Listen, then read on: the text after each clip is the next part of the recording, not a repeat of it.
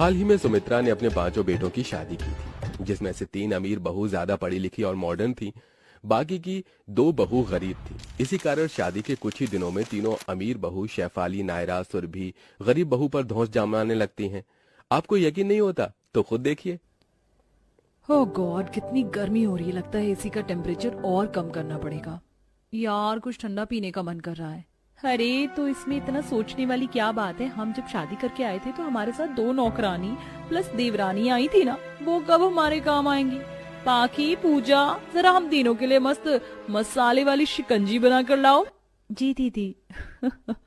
बिल्कुल सही कहा सुरभि, मैं तो भूल ही गई थी। अच्छा पूजा, जाओ साथ में एवोकाडो सैंडविच बना कर लाना। कोई गरीबों वाला खीरे का सैंडविच मत बना देना, वरना हम तीनों में से कोई नहीं खाएगा। बिल्कुल ठीक कहा मेरी तीनों बहू ने, और यही सब मेरे लिए भी बना देना तुम दोनों। जाओ अब, खड़ी क्या हो। तब दोनों बहू एवोकाडो सैंडविच और शिकंजी की तैयारी करके उन चारों को दे देती हैं। तब सुमित्रा खाकर खुश हो जाती है। ये तो बढ़िया है। क्या माँ जी, आपने रिजल्ट जल्दी दे दिया इन गरीब बहुओं को। आपने ये कभी नहीं खाया, इसीलिए आपको अच्छा लग रहा होगा, लेकिन हम तीनों के मुताबिक ये इतना अच्छा नहीं था। माँ जी, मुझे तो पूरा भरोसा है इन दोनों गरीबों ने भी कभी एवोकाडो सैंडविच नहीं खाया होगा। शेफाली इज राइट, शिकंजी भी ओके ओके थी।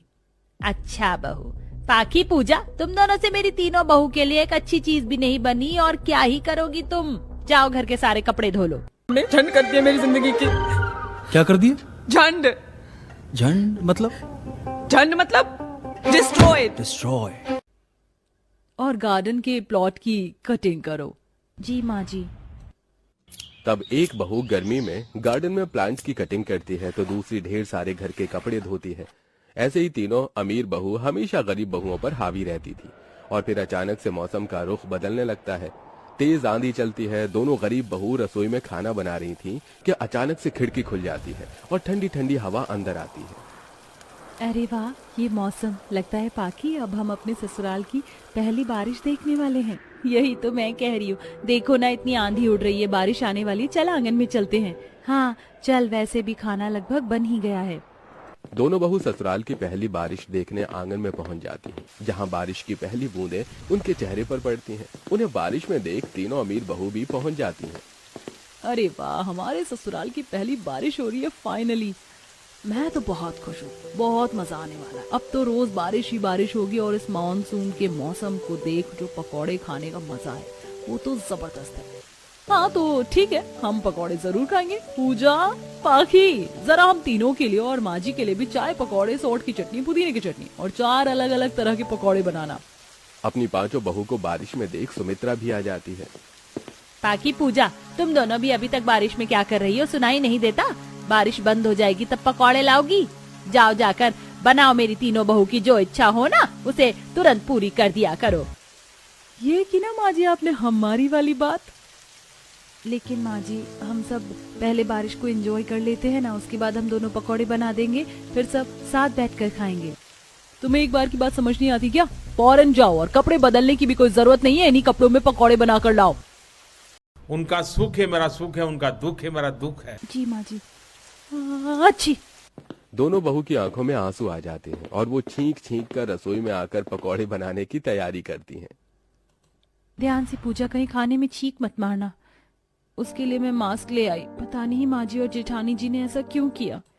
वही तो, ये जितनी जेठानी जी की पहली बारिश है उनके ससुराल में, उतनी ही हमारे लिए भी पहली बारिश है। लेकिन हमारी किस्मत देखो, हम यहाँ खाना बना रहे हैं और बाकी सब पहली बारिश का मजा ले रहे हैं। अच्छी। तब दोनों बहू मास्क पहनकर उनके लिए चाय पकौड़े बनाकर देती हैं, जिसका वो सब मजा लेती हैं। पकौड़े तो बचे नहीं, हमारे लिए चाय पीकर ही काम चला लेते हैं, थोड़ा जुकाम ठीक हो जाएगा। दोनों चाय पीने ही वाली थी कि अमीर बहू आकर उनसे चाय ले लेती है। अच्छू, बताओ, एक चाय बची थी, वो भी हमसे ले ली। पता नहीं कैसी जेठानियां हमारी, इन्हें जरा भी फिक्र नहीं है। वही तो, ना ही पहली बारिश में मजे करने दिए, ना ही पहली बारिश के पकौड़े खाने दिए। छोड़। तुम दोनों यहाँ कैसे बैठी हो? वहाँ फर्श पर तुम्हारी जेठानी ने कीचड़ के पांव बना दिए, जाकर साफ कर दो। और हाँ, हमने जो भी कपड़े बदले हैं ना, वो भी मिट्टी के कीचड़ के हो रहे हैं, तो साफ कर देना। तब दोनों बहू को बिना कुछ खाए पिए घर की गंदगी साफ करनी पड़ती है और फिर उनके उतरे गंदे कपड़ों को धोना पड़ता है। 2 दिन बाद फिर तेज आंधी आती है। तब दोनों गरीब बहू आटा लगा रही होती है और एक सब्जी बना रही होती है। जेठानी जी, बाहर आंधी चल रही है, हमने सुबह कपड़े धोए थे, आप जाकर उतार लीजिए वरना वो कपड़े खराब हो जाएंगे। हाँ दीदी, आप तीनों में से कोई चले जाइए क्योंकि हम खाना छोड़कर नहीं आ सकती वरना सब्जी जल जाएगी। हाँ ठीक है। ऐसा कहकर तीनों छत पर चली तो जाती हैं, लेकिन तीनों बहू में से कोई भी कपड़े नहीं उठाता, जिससे आंधी की वजह से कपड़े उतरकर उड़कर किसी और के घर की तरफ चले जाते हैं। कुछ छत की जमीन पर गिरकर गंदे हो जाते हैं और तीनों अमीर जेठानी तेज आंधी का मजा लेती हैं। वाओ, बारिश का मौसम कितना अच्छा है, थोड़ी देर में बारिश आ जाएगी, एक रील बना लेती हूँ। बरसो रे मेघा मेघा बरसो रे मेघा मेघा बरसो रे मेघा बरसो, मीठा है कोसा है बारिश का बोसा है, कोसा है बारिश का बोसा है। इतने में दोनों गरीब बहुएं ऊपर आ जाती हैं और जल्दी जल्दी कपड़े उठाने लगती हैं। हे भगवान, एक तो हमने हाथ से कपड़े धोए और सारे गंदे हो गए। नायरा, सुरभि दीदी, शेफाली दीदी, आपसे बोला था ना आप तीनों जा रहे हैं, कम से कम कपड़े तो उठा देती। और यहाँ पर माजी की साड़ी और उनकी कमीज नहीं है। हाँ दीदी, थोड़ा तो आपको ध्यान रखना चाहिए था। तुम्हारी हिम्मत कैसे हुई हमसे इस तरीके से बात करने की? और ये कोई हमारा काम नहीं है, हम अमीर घर से आए हैं, नौकरानी की तरह काम करना तुम दोनों बहू का काम है। और जब तुमने धोए थे तो उसको सुखाना हटाना भी तुम्हारा ही काम था, समझी? अच्छा हुआ दीदी आपने इन्हें चमका दिया, ये दोनों अपने आप को पता नहीं क्या समझती हैं, सारा मूड खराब कर दिया। चलो हम बाहर भुट्टा छल्ली खाने चलते हैं। हाँ चलो चलो। तब तीनों बहू अकेले ही छाता लेकर बाजार से भुट्टा छल्ली खाकर उसका लुत्फ उठाती हैं और फिर मोमोज की दुकान देखती हैं। वाह वाह, पहले वो भुट्टा छल्ली खाकर मजा आ गया और अब गर्मा गर्म पनीर स्टीम मोमोज। हाँ, ये बारिश कैसी कैसी क्रेविंग करवाती है। हाँ यार, अच्छा हुआ वो दोनों गरीब यहाँ हैं नहीं, उन गरीब लोगों के साथ यही होना चाहिए। वहीं दोनों गरीब बहू उन गंदे कपड़ों को वापस से धोती हैं। लगता है इस घर पे हमें समझने वाला कोई नहीं है। हमारे पति तो बाहर काम करते हैं और यहाँ माँ जी भी हमारी नहीं सुनती, हमेशा डराती है और बस तीनों अमीर जेठानी जी का ही साइड लेती है। वही तो, हम पूरे दिन काम करते रहते हैं, बारिश में एक बार भी मजा नहीं कर पाए, लेकिन बारिश से जितनी गंदगी होती है या फैलारा मच जाता है वो सब हमें ही समेटना पड़ता है, जैसे कि ये कपड़े दोबारा धो रहे हैं। आधी मछली पानी में डूब के मर गई और आधी प्यास से मर गई। सच में लगता है ससुराल में बारिश को लेकर जितने भी अरमान थे वो सारे शुरू होने से पहले ही चकनाचूर हो गए। हाँ यार, वहाँ पर वो गरम गरम भुट्टा खा रही होंगी और यहाँ हमको देखो। फिर दोनों कपड़े साफ करके उनकी इस्त्री करके सबके कमरे में रख देती हैं। बारिश के मौसम का मिजाज यूं ही रहता है। अरे वाह, बाहर आंधी का मौसम हो रहा है, अभी शायद बारिश नहीं आएगी। सुरभि, नायरा, शेफाली, चलो हम सब आज बाहर शॉपिंग करने चलते हैं और कुछ खाकर भी आएंगे। हाँ माँ जी, चलिए ना। माँ जी, हमने भी घर का सारा काम खत्म कर लिया, हम भी बाजार चलते हैं और शाम की सब्जी भी लेकर आ जाएंगे। तुम दोनों को हमारे साथ आने की कोई जरूरत नहीं है। और क्यों जरूरत नहीं है ये मैं बता देती हूँ, क्योंकि तुम दोनों गरीब घर से आई हो, तुम्हारा कोई लेवल नहीं है हम अमीरों के साथ चलने का। सास बहू बाहर चली जाती हैं और दोनों गरीब बहू को फिर से घर में बारिश के मौसम में अनजान रहना पड़ता है। तीनों अमीर बहू सास के साथ महंगी महंगी कपड़ों की ज्वेलरी, सैंडल की शॉपिंग करती हैं और 5 स्टार होटल में जाकर एक्सपेंसिव लंच करती हैं। मजा आ गया, बारिश में मशरूम का सूप पीने का भी अपना ही मजा है। हाँ माँ जी, लेकिन मुझे यहाँ के कुरकुरे मोमोज बहुत पसंद आए। अभी तो पेट भर गया, लेकिन माँ जी बारिश के मौसम में हम यहाँ दोबारा आएंगे। अब हमारे पति यहाँ पर नहीं है तो आपका ही फर्ज है हमें खुश रखना। हाँ हाँ, क्यों नहीं, मेरे 5 बेटे बाहर काम कर रहे हैं तो मुझे ही तो ख्याल रखना है। तब धीरे धीरे बारिश शुरू हो जाती है। चारों गाड़ी में बैठकर जैसे ही घर पहुंचती हैं कि बारिश तेज होने लगती है और तेज बारिश के कारण घर में सड़क का पानी घुस जाता है। ये देख सुमित्रा, हे भगवान, पूजा और पाकी, तुम दोनों कहाँ मर गई हो? देखो घर में कितना पानी घुस गया, ऊपर से हम भी गंदे हो गए, इसे साफ करो, हम नहाने जा रहे हैं। हाँ जल्दी करो वरना हमारा टेबल सोफा खराब हो जाएगा। ये सुन चारों नहाने चली जाती हैं।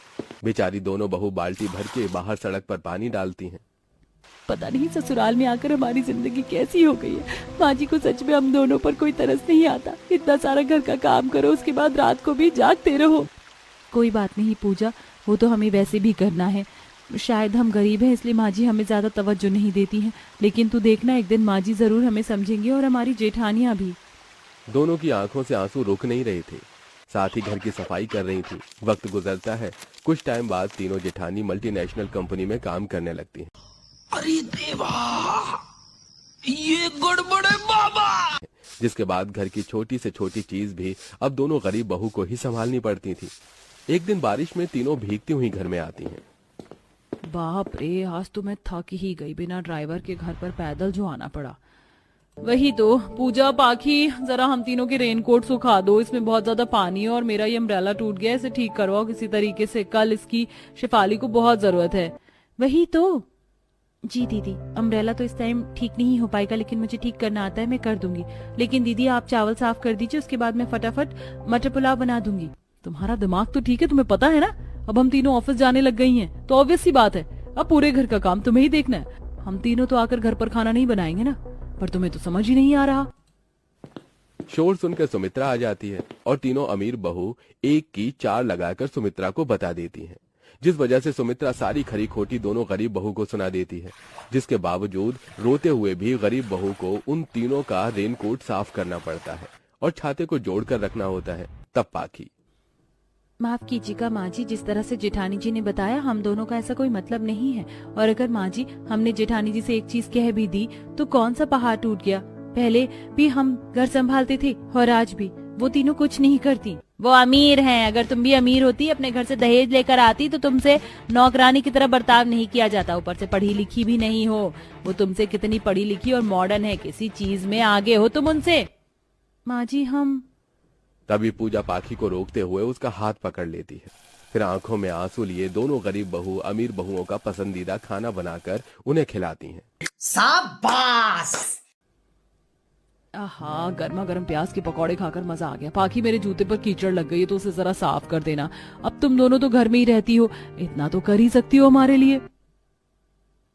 जी दीदी कर दूंगी। माँ जी घर में पकौड़े बनाने के लिए आलू प्याज और बाकी सब्जियां खत्म हो चुकी हैं, आप कहें तो हम लेने चले जाएं? नहीं, अब कल लेने जाना, वैसे भी बूंदाबांदी हो रही है, रात का समय है, कहीं गिर गई तो तुम गरीब आत्माओं को ढूंढने आना पड़ेगा। बार बार सास और जेठानी की कड़वी बातें दोनों गरीब बहू के दिल पर लगती हैं, जिसे वो दिन पर दिन दुखी हो जाती हैं। अगले दिन सब्जी खरीदने जाती हैं तो उन्हें भुट्टा बेचने वाला मिल जाता है। तब दोनों के चेहरे पर एक खुशी सी आ जाती है। पाखी तुझे याद है माँ बाबूजी बचपन में कैसे हम दोनों को बाजार लेकर आते थे और भुना हुआ भुट्टा खिलाते थे, उस पर नींबू और नमक लगवाकर। चल आजा हम दोनों खाते हैं। वो दोनों भुट्टे के पैसे देकर भुट्टा खाने ही जा रही थीं कि दो गरीब बच्चे उनके सामने आ जाते हैं, जिस वजह से वो भुट्टा उनको ही दे देती हैं और घर चलने लगती हैं। तो देखती हैं कि एक नौजवान कपल बारिश में एक दूसरे का हाथ पकड़े नाच रहे हैं।